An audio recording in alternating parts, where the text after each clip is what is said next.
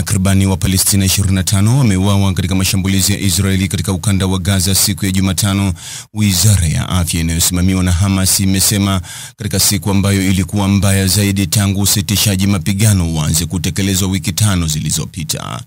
Watu 10 waliuawa wakati jengo la Wizara ya Karma za kidini katika kitongoji cha Zeitun, mashariki mwa Gaza, liliposhambuliwa, kulingana na waokoaji.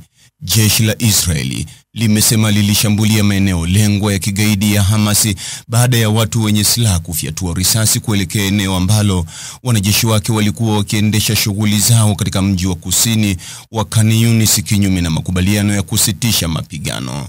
Hamas ilitilia shaka madai hayo na kushutumu kile ilichosema ni ongezeko la hatari ambalo linaweza kuhatarisha usitishaji mapigano.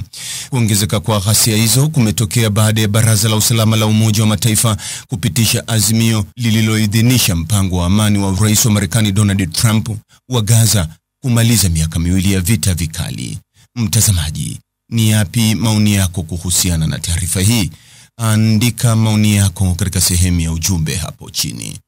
Like na subscribe pia ili uwe wa kwanza kupata habari wa chungu tele.